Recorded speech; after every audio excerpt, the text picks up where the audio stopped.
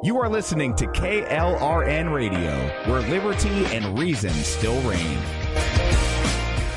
Hi, I'm Jay Farner, CEO of Quicken Loans, America's largest mortgage lender. Spring will be here soon, so if buying a new home is on your to-do list, right now is the time to call Quicken Loans. Learn about which mortgage options make sense for you and get a jump on your competition. With our exclusive Rate Shield approval, the low rate you lock today is protected for up to 90 days while you shop for your new home. With a Rate Shield approval, if rates go up, your low rate stays locked. But if rates go down, you get that new, even lower rate. Either way, you win. Talk to us today at 800-QUICKEN or go to rocketmortgage.com to take advantage. Here's another great reason to work with us. For a record 9 years in a row, J.D. Power has ranked Quicken Loans highest in the nation in customer satisfaction for primary mortgage origination. Again, to lock in today's low mortgage interest rate and get the security of our exclusive Rate Shield approval, call us today at 800-QUICKEN or go to rocketmortgage.com. For J.D. Power award information, visit jdpower.com. Rate Shield approval only valid on certain 30-year fixed-rate loans. Call for cost information and conditions. Equal housing lender. Licensed in all 50 states. NMLS number 3030. Hi, welcome to the Subway ad for the new Sesame Ginger Glazed Chicken Signature Wrap. How would you like it? I'll take a... Sports announcer at home? Yeah, how'd you... We just know. My wife picks up the new Signature Wrap. It's got double the rotisserie-style chicken mixed with a sesame ginger glaze. She appears annoyed at me, but she shrugs it off. Those sweet and savory flavors are calling her name. She lifts the wrap and... she takes the bite! Incredible! And now she's closing the door on my... Subway, make it what you want. Limited time only at participating restaurants. Double meat basement, average 6-inch sub. I'm little teapot, short and stout. Here is my handle and here is my spout. No, Dad, like this. When I get all steamed up, then I shout, tip me over and pour me out. This is WWE superstar Roman Reigns.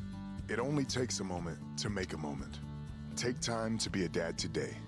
Visit fatherhood.gov, brought to you by the U.S. Department of Health and Human Services and the Ad Council. KLRN Radio has advertising rates available. We have rates to fit almost any budget. Contact us at advertising@klrnradio.com.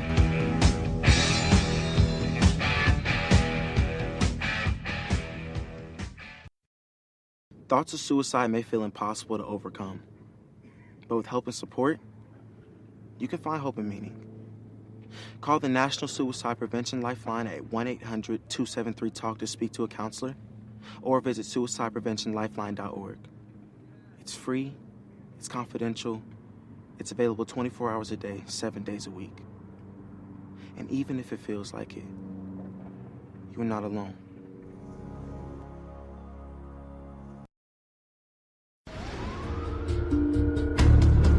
A blackout hits major cities.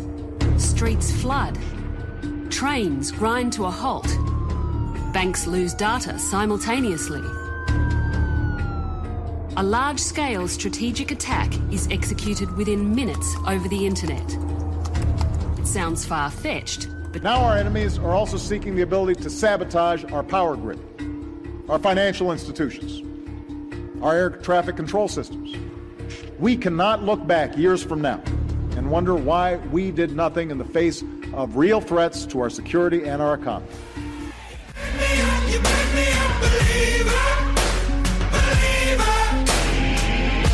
Future conflicts, online or offline, could trigger cyber attacks.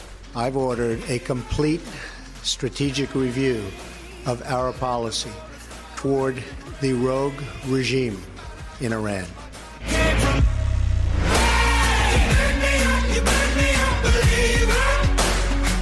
And it launches cyber attacks against our critical infrastructure, financial system, and military. To a dove, oh, oh, your spirit up above, oh, oh. I was choking in the crowd, building my rain up in the cloud, falling like ashes to the ground, hoping my feelings, they would drown. Shall we play a game?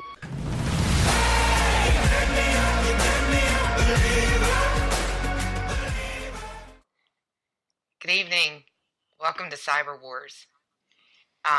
We're not really fighting, and I've got my whole crew here tonight. Pretty much. We have Orty. Hi.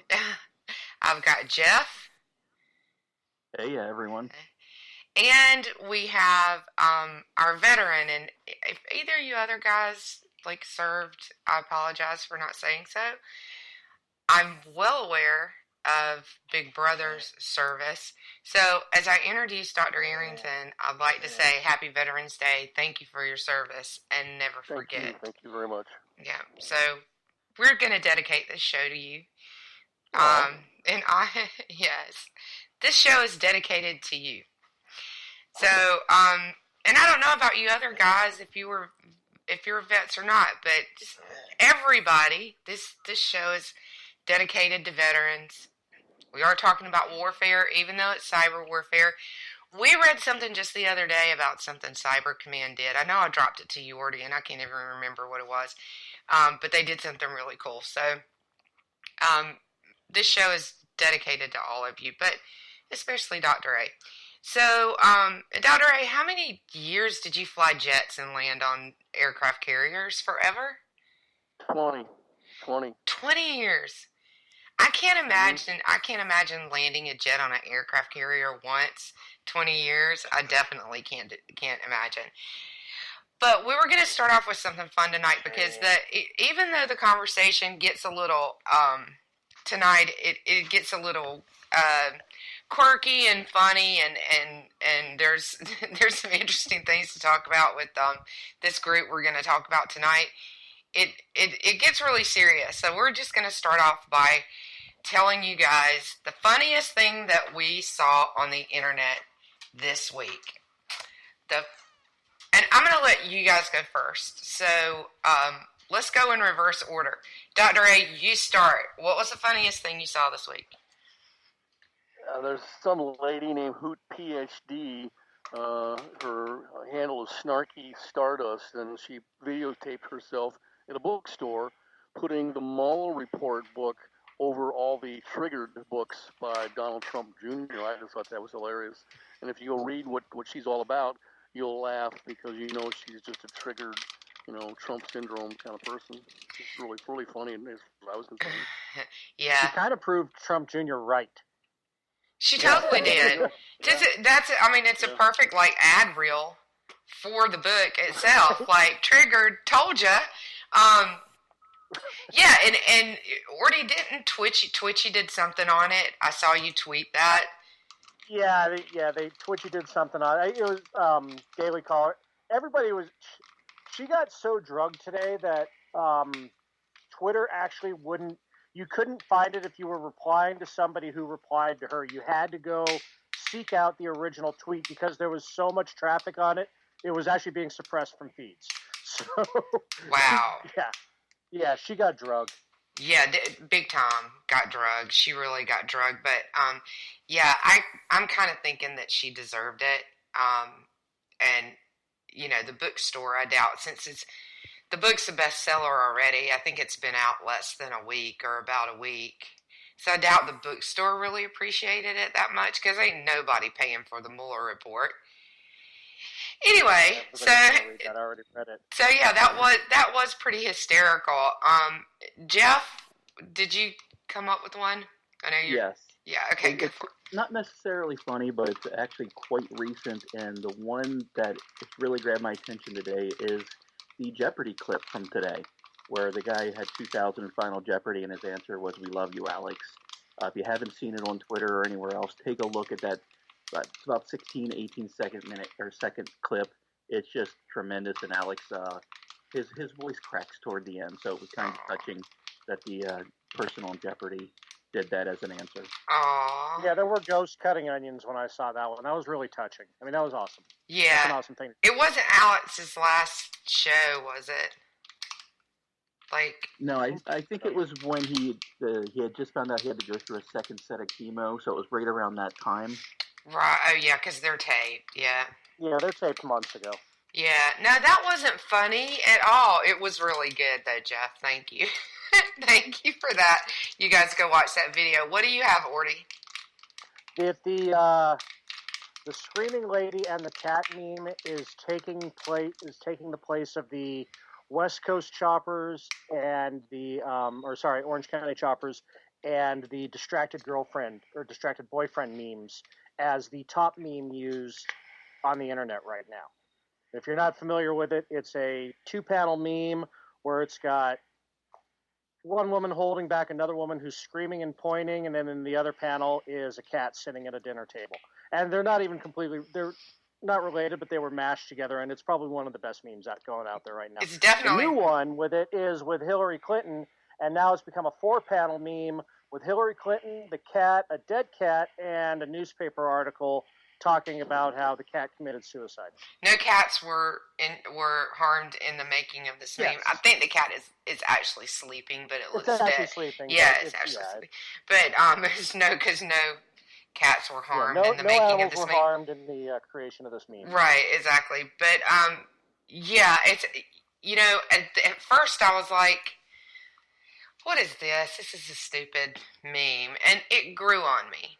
It really grew on me because the girl screaming is like from some reality TV show, and she's literally screaming like in a restaurant.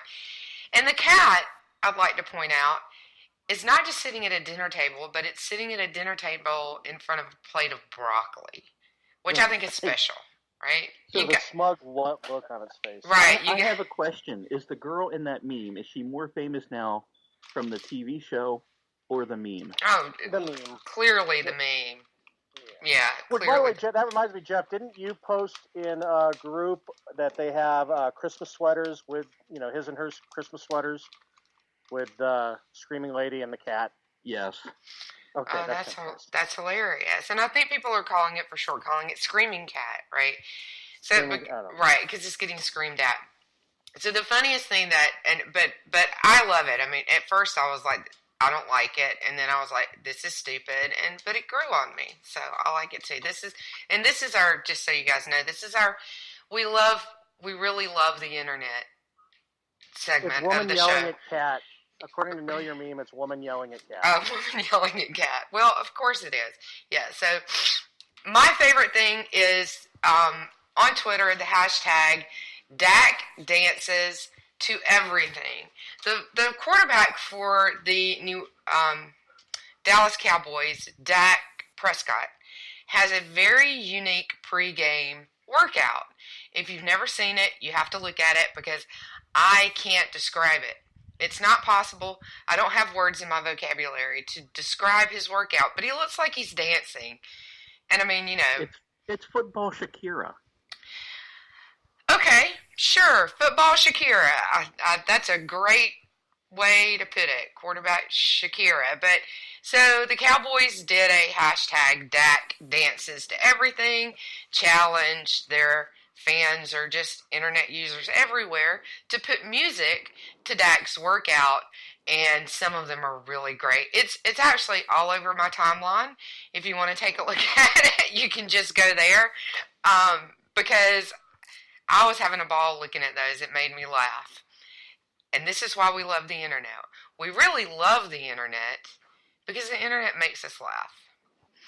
So, let's get into this. Don't take it seriously. Don't take it seriously. If you take it seriously, it can upset you. You and some of the other girls have been involved with some of that stuff, and I wish you wouldn't just mute these people. I mean, get rid of them. Don't take it seriously. You know what?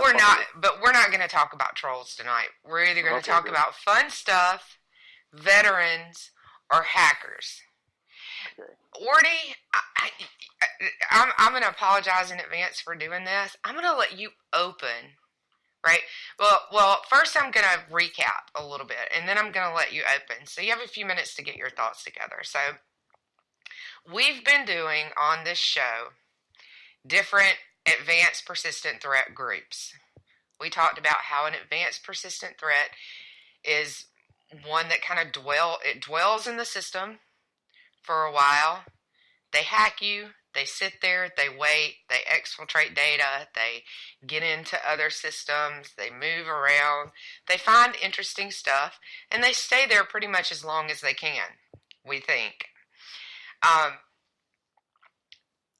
The groups that do it, mostly state-sponsored hackers, which is why we're doing them on our show, because it feeds into the whole geopolitics thing that we cover here. And they're state-sponsored hacking groups. They're often mostly run by intelligence services, or they're contracted out by those services, hired here and there, which is dangerous in my opinion, but whatever. And they can be extremely sophisticated. They can also be less than sophisticated, depending on where they are in their growth, but they use the same malware very often use the same malware that you can get off, darknet forums, or maybe not so much darknet forums, because you can find, some of this malware you can find in kind of on educational forums and share sites and things like that. So they'll download that sample, they'll get it off of GitHub, and sometimes they develop their own. The more sophisticated they are, probably the more unique malware that they have, and the harder it is to detect. So that's what we've been talking about for the past few weeks. But a lot of it is the same malware that you'll get on your system, that your system will find. They use a lot of that as well. So that's kind of our recap of what we've been doing in the past. We covered a lot of the Russian groups, which we'll probably go back to, because we covered 2, and there's a couple more that we probably want to cover, so we'll probably go back to them. But we've moved on to Iran, and we're going to start with APT34, because they have a really fun, interesting story, and there's enough drama around them to make them really interesting. They're called Oil Rig, and what happens is a group like this pops up, they'll give them a name, and somewhere in the process, if they're persistent enough and they last long enough, FireEye will usually assign a number to them. FireEye is a research and cybersecurity company. It's typically FireEye most often that puts the number to them, or they're involved in putting the number to them, but a lot of different groups might have given them their name. Whoever finds them really gets to name them, right? It's you find it, you name it kind of thing. So that's where we are. Ordy, why don't you open up this segment, or this show and this APT for us, and just tell us, start with whatever you thought was the most interesting thing about APT34, if you can decide on one thing. Yeah, it's what you were describing, how FireEye assigns these numbers. APT34 is an Iranian. The evolution of it is actually kind of interesting in and of itself. Is that it started out as part of the Iranian Revolutionary Guard Corps, and it was a response to the Stuxnet forum attack that was a joint operation between U.S. and Israel cyber command to take out Iranian nuclear sites, just in general. They were reprocessing, they were involved in Iran's nuclear program. But the thing is, and this is where small countries can have a big footprint, is we've talked about Russia and the bears, the fuzzy bear, the venomous bear, and that. In Iran, they also have the name of kittens, like sand kitten, and that's their designation behind it. And Iran is interesting in the fact that being a small regional player, where they can't militarily really go against any of their neighbors. I mean, they fought a long, protracted war with Iraq, where that was basically a draw. They can cause a lot of damage. They back Hamas and Hezbollah, and I'm drawing a blank on the name of the one in Yemen. The Houthis. And so that's generally what they do, is they're state sponsors of terrorism. But when it comes to cyber war, they can be as big of a player as the United States, as China, as Russia, Ukraine, any of these other countries that we talk about. And we're going to be talking, when we talk about Asia, we'll be talking about the North Korean WannaCry aftermath. You were talking about how everything's available on the internet, and that was actually an NSA leak that the Norks got their hand on. But yeah, Iran, they're an actual significant player on the field, in cyber warfare field. And mostly their targets are the U.S., Saudi Arabia, and Israel. As one would expect, right? Yeah, their main enemies, air quote enemies. They're their main targets. Yes, absolutely. And they are. When you compare their military to or let's call it defense because they go together. When you compare their defense systems with their cyber defense systems or their offensive systems with their cyber offensive systems, they're very advanced and very much more advanced in cyber warfare than they are in military. And there could be a lot of reasons for that. They've been sanctioned and watched and monitored. Well, they've been a target for a very long time. So after the Revolutionary Guard started APT34, it now became their subunit known as the Iranian Cyber Army. Mm-hmm. And what they do, and this is interesting, is that they utilize mercenaries in a way that very few countries ever do. And we talked about how Ukraine and Russia will use organized crime. Iran uses cyber mercenaries where they don't necessarily care about the ideology of Iran. They're just there to cause havoc, and they'll do it for money. Yeah, absolutely. And you have to. And the name of this group is Oil Rig, right? You have to keep in mind that Iran does have oil money, right? So it's not like they're completely poor. They also, had an extra $1 billion or so dollars to spend that Obama gave them, but that's a whole nother story, right? So they have, I won't say they're flush with cash, but they have cash. One reason to undermine that economy is cyber warfare would be a good reason to do that, because it's not, it's not like buying a fleet of fighter jets, but it's also, not without cost, because they have to pay these guys, but they're paying them in, relative to the economy in Iran. So it's a whole lot cheaper to do cyber warfare. It's a whole lot less visible to do cyber warfare. It is a type of warfare that's made for a country like Iran, right? It's low cost, high reward, and that's why North Korea is good at it too. It doesn't cost a lot. I mean, it doesn't cost more than a computer and some training, or in this case, a large group of computers and the training. Or like I said, in APT34, Oil Rig, they're also known as Helix Kitten. They just hire mercenaries, and that costs next to nothing because now they're not even taking the risk. Right. Lori, I got a question. Okay. These mercenaries that are contracted by the Iranian government to do this hacking and chaos stuff, do they have some sort of a Islamic management that controls them? Because it's all about Islam now. Do they have a manager? They do have the managers. It'll go from the Iranian government, and then they'll have the managers who are ideologically aligned, and then they work out the subcontractors. But it's and those are intelligence service. Down. Yeah, and the managers it's trickled down from their intelligence service or for their religious purity. You have the true believers, and then they manage the mercenaries. Okay. Just like with the military, you have the true believers. You have the U.S. troops, and then you have like the CIA who hires Blackwater or whatever. Right. Blackwater doesn't. Where their allegiance doesn't matter. Their allegiance is to the money they're getting.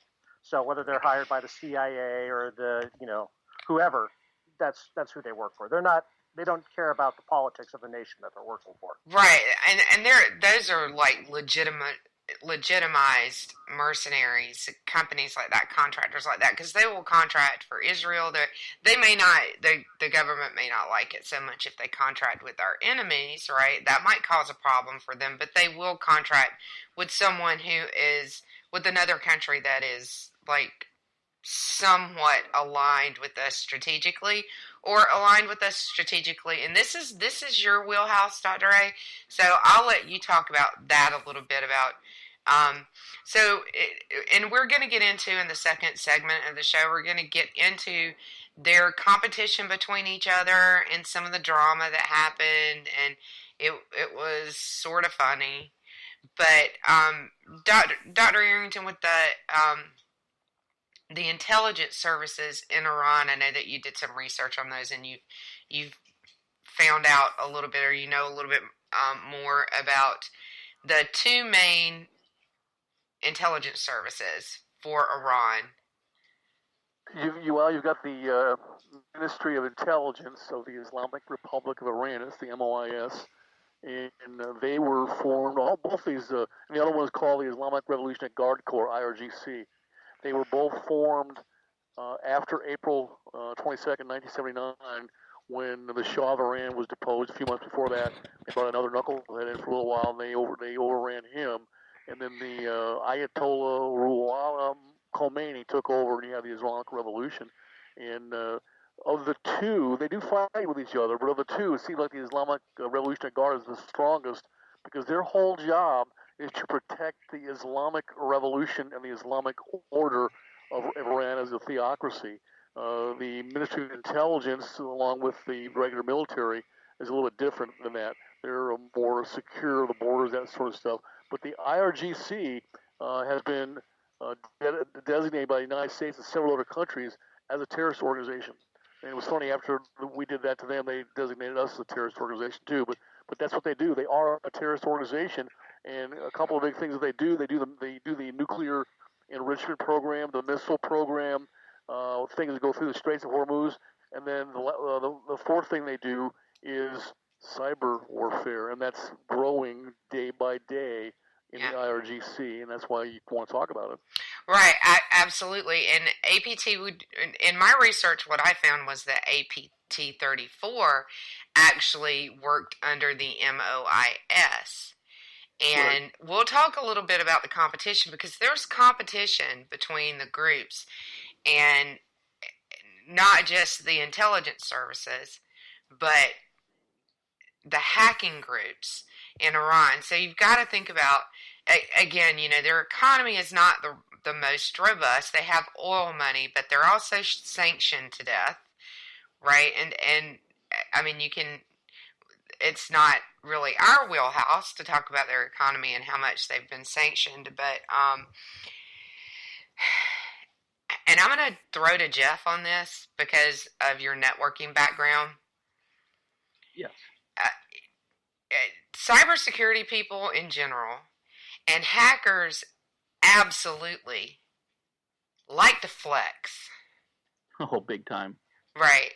So the networking guy, and we were all making a joke about, some guy that called me a poser and claims to have certifications that I don't think he has, because he believes that subfloor network cabling is a novelty, which it's not.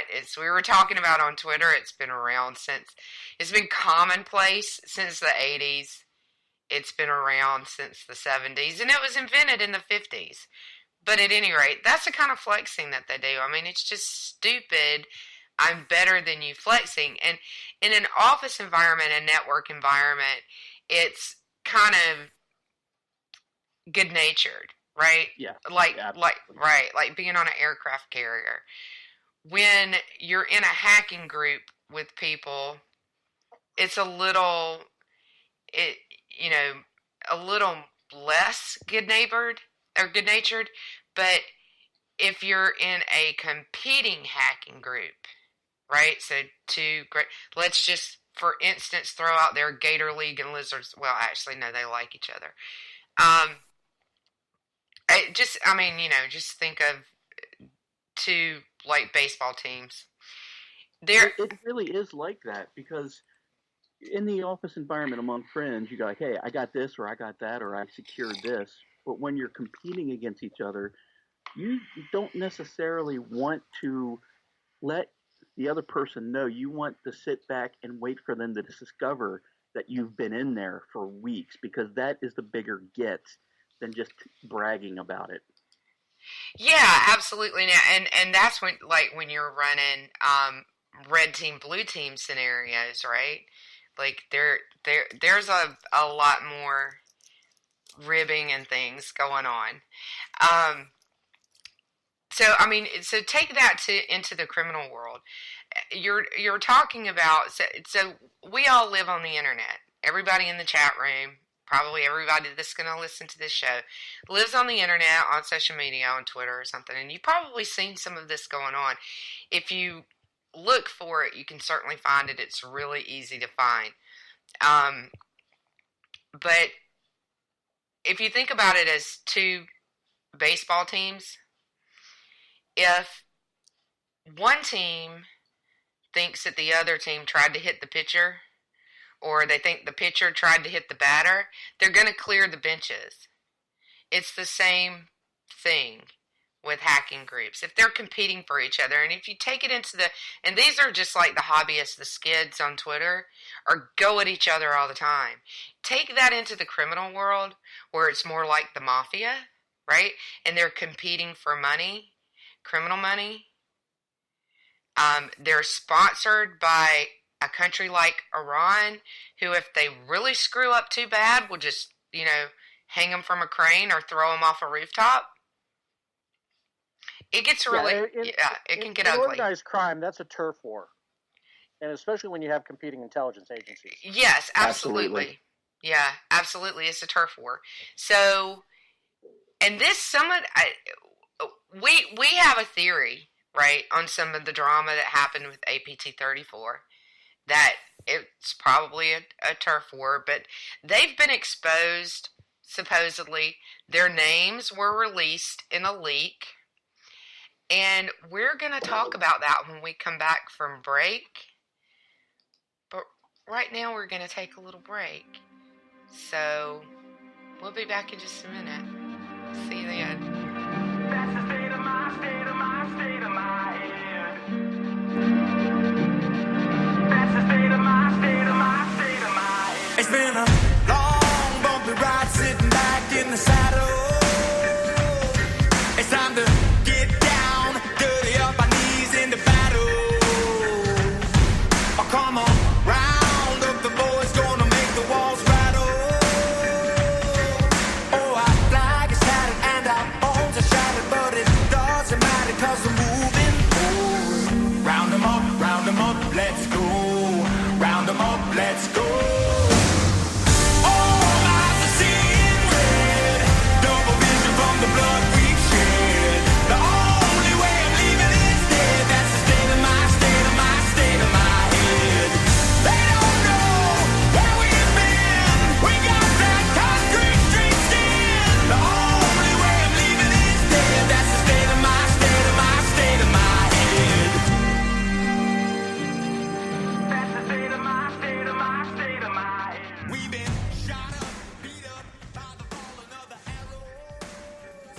My son was in the Army back during Desert Storm, but even then he wanted an MBA. He looked at a dozen schools, but only one offered the online education and flexibility he needed while he was in a tent in Iraq, Grantham University. Turns out that Grantham's been delivering affordable, relevant college and advanced degrees for over 65 years. Heck, if they can deliver a quality education to a soldier in a tent overseas, think about the flexibility Grantham can offer you so you can earn your degree too. It doesn't matter how complicated or full your life is, if getting a degree is on your bucket list, you'll want to do what my son did. You'll want to call Grantham. Find out how easy it is to get started on your education so you can check that college degree off your bucket list. Call Grantham right now, 800-910-1370. That's 800-910-1370.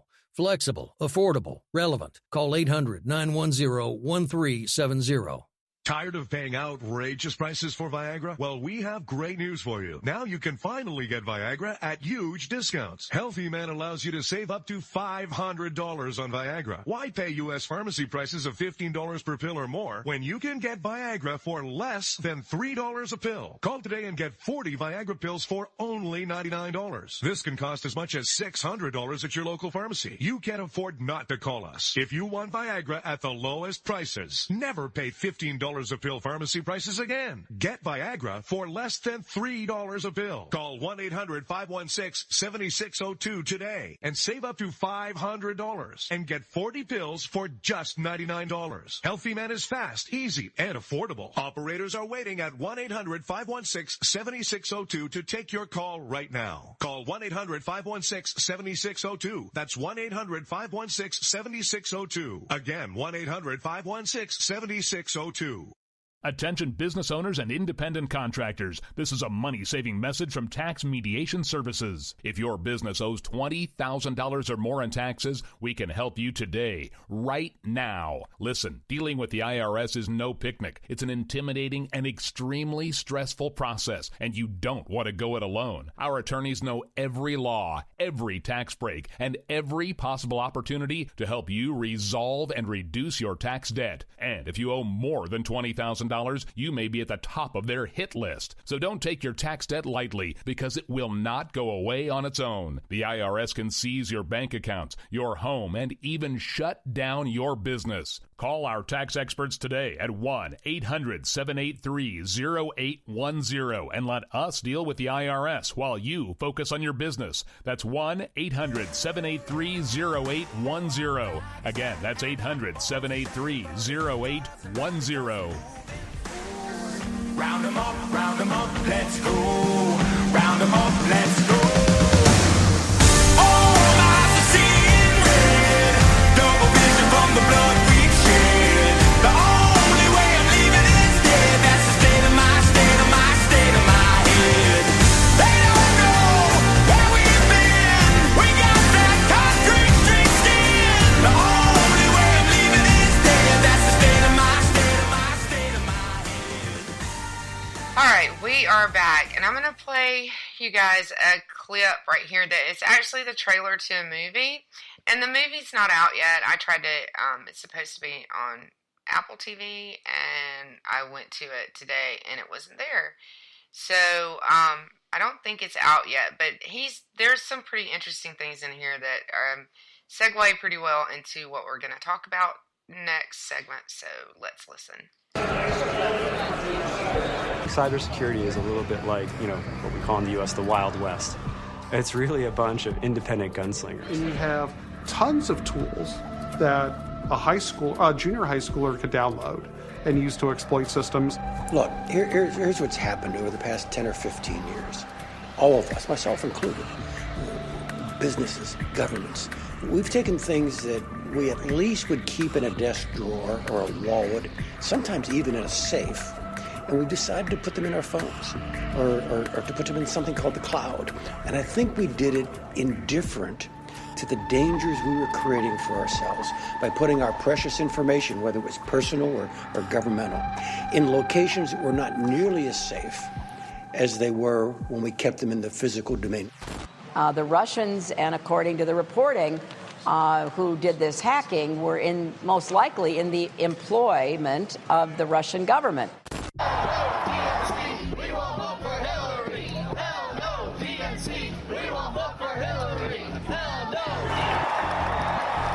If this were done by the Russian security services, and I think there's a body of evidence that that's probably true, I'm not so sure that the inner workings of a powerful American political party is an illegitimate target for Russian espionage.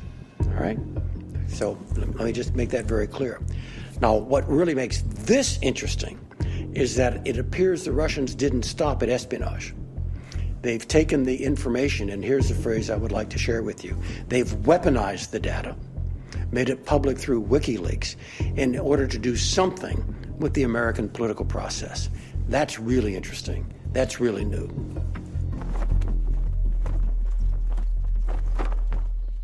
Okay, so he said a lot of Available interesting, now on. a lot of interesting things. Um,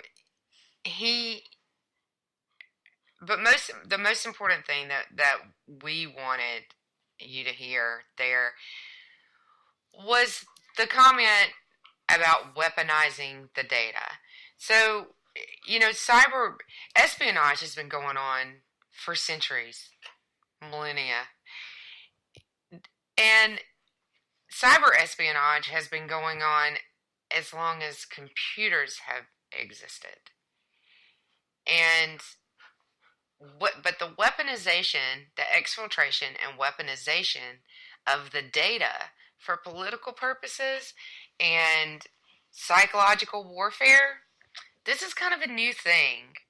It's not brand new the way that it was done. It's pretty new. But it's kind of a new thing. Yeah, the tools of espionage haven't changed. It's just the methodology. You still have your honeypots. You still have your information drops. You still have your, SIGINT, HUMINT. All of it's still the same. It's just now it's all taking place on the internet rather than, Checkpoint Charlie and the Berlin Wall. Yeah. And Lou, it's really not new. Weaponizing espionage data is really not new. That's exactly what the Japanese did during World War II with Tokyo Rose. They used all their information and they fed it back to the United States on those radio broadcasts. It was psychological warfare against not only United States citizens and politicians, but the warriors that were fighting. And that's a really good point. And what was a little bit... Yeah.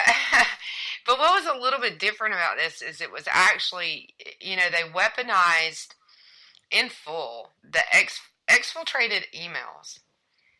And they uploaded it to WikiLeaks, and they're all out there. And you can read every word of it. And believe me, since this Ukraine stuff popped up, we have been.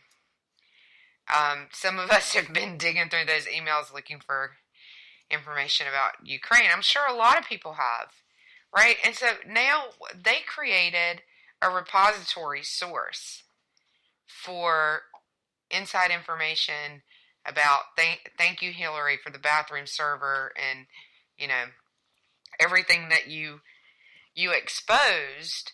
Because now we have a look into the State Department that we've never had before. We have a look into, because Clapper and Brennan and Jay clicked the link in a phishing email, all three of them.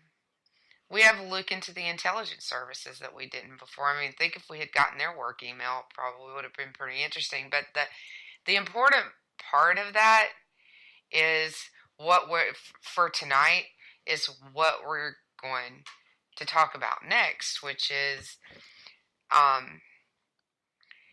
and Orty, I'm going to let you do this again. So a little bit, right? So we're going to do it together. So what happened? About Operation Lannister.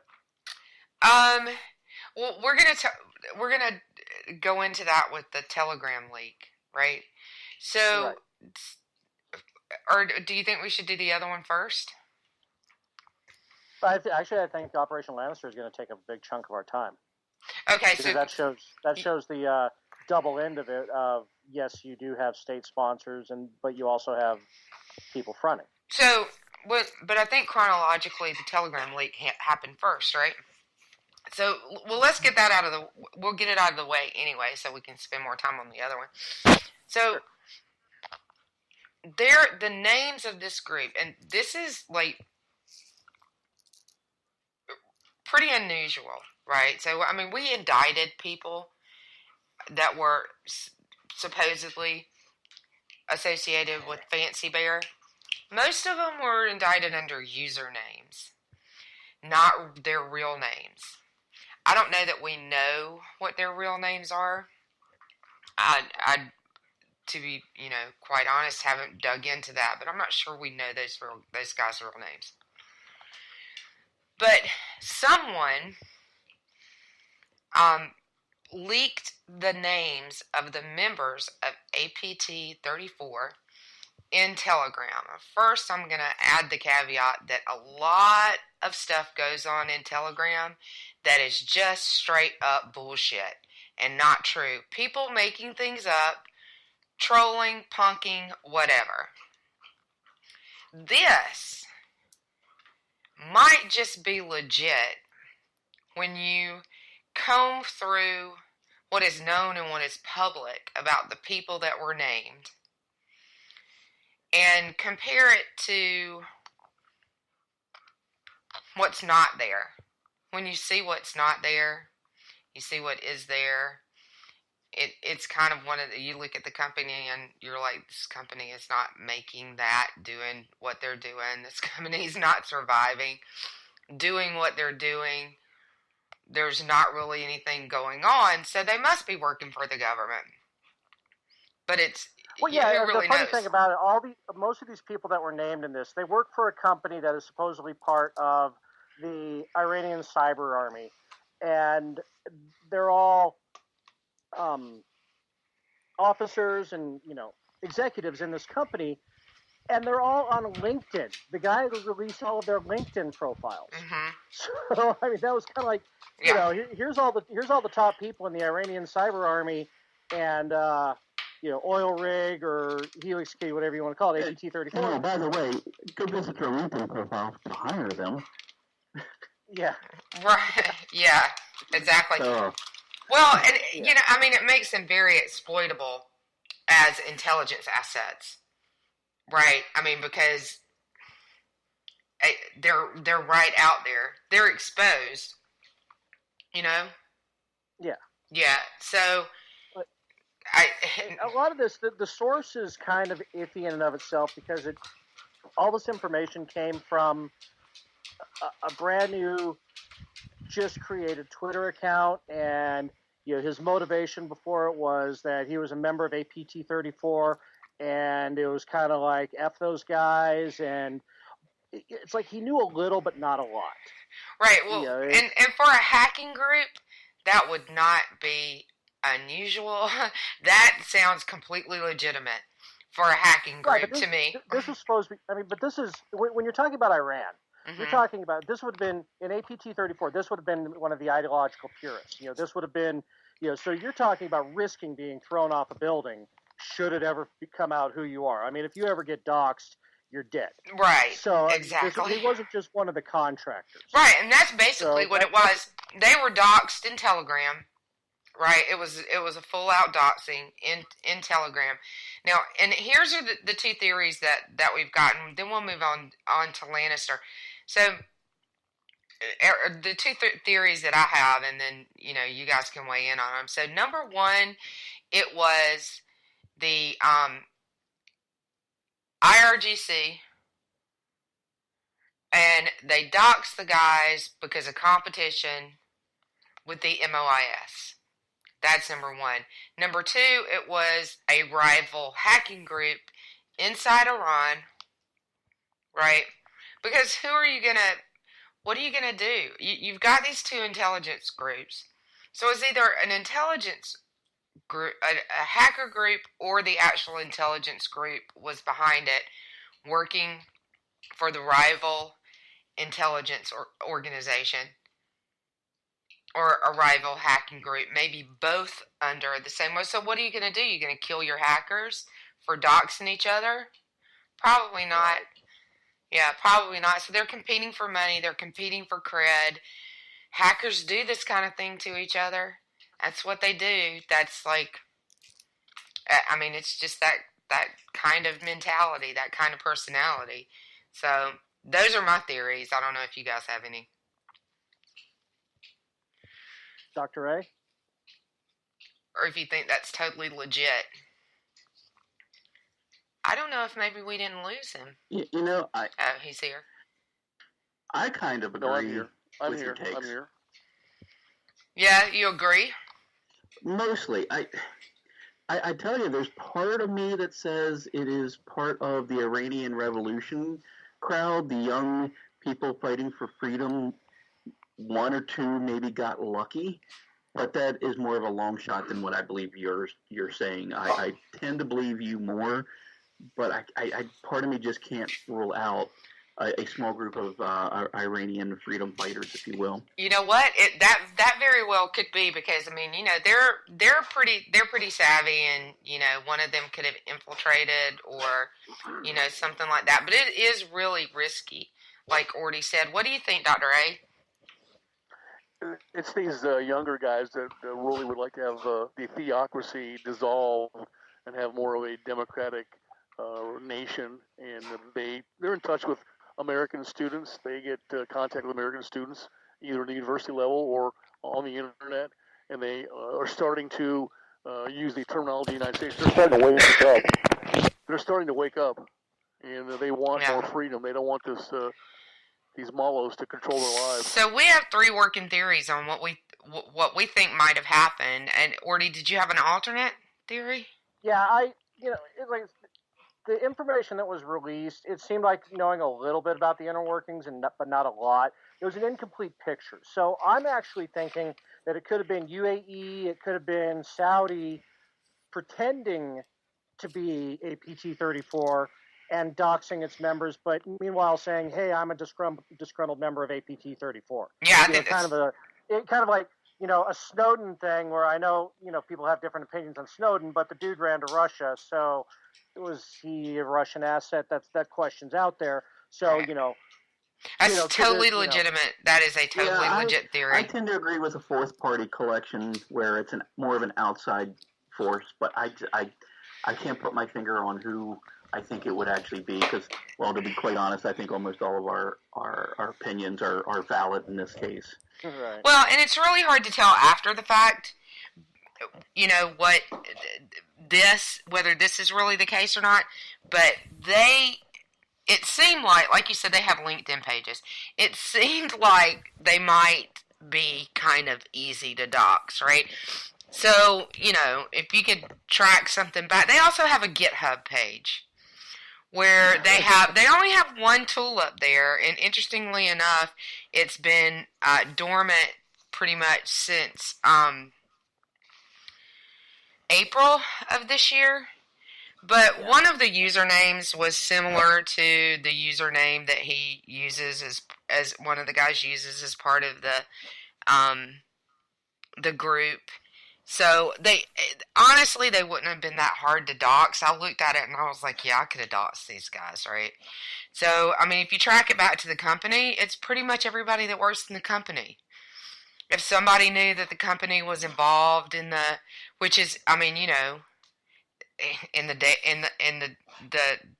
era of digital forensics and surveillance, and it probably wouldn't be that hard to track, for a superpower.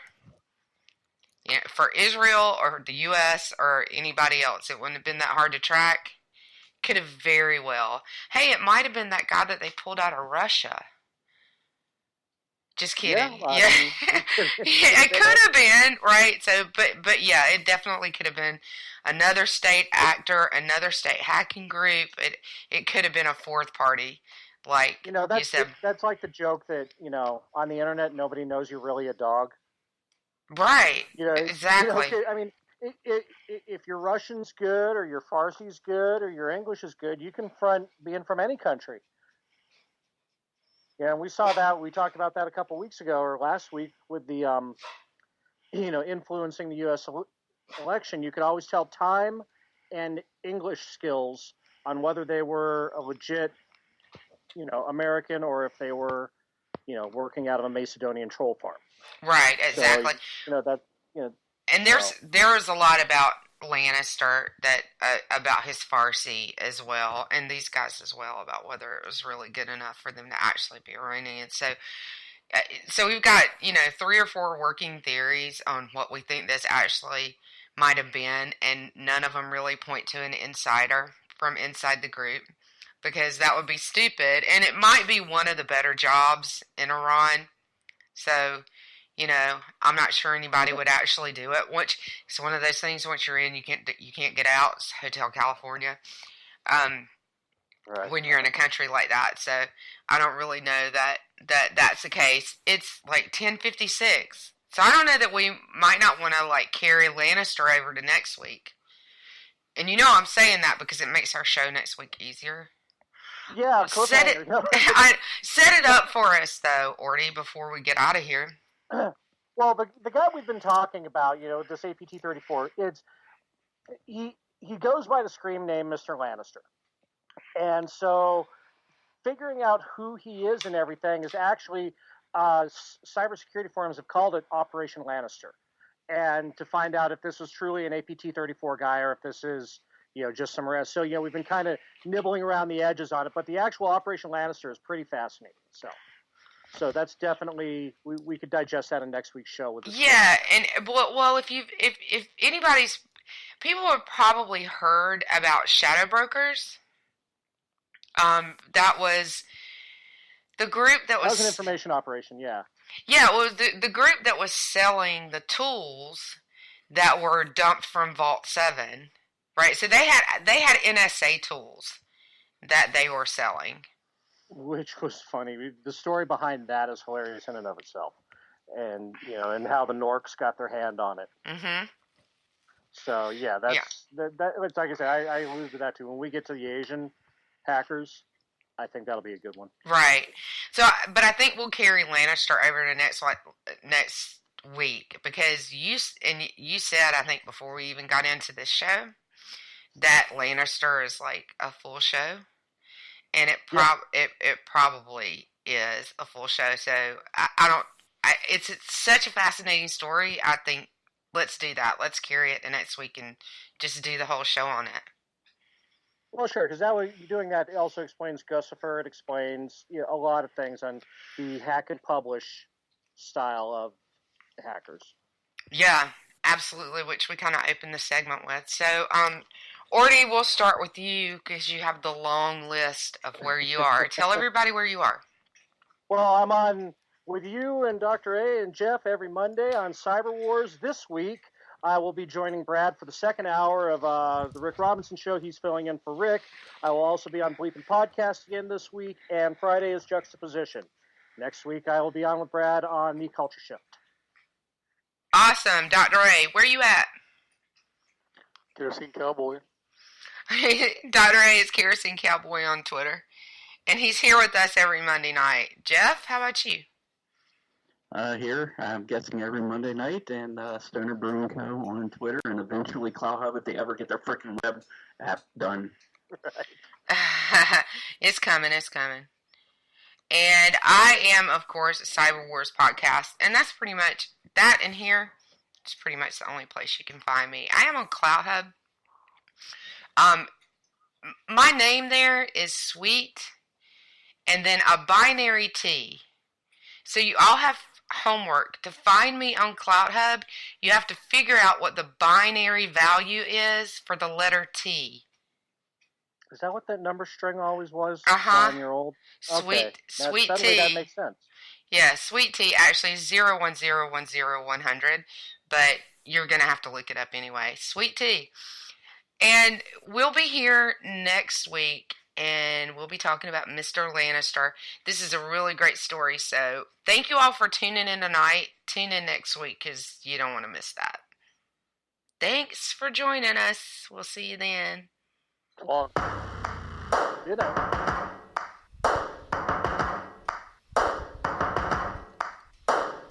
First things first, I'ma say all the words inside my head. I'm fired up and tired of the way that things have been. Oh, ooh, the way that things have been. Oh,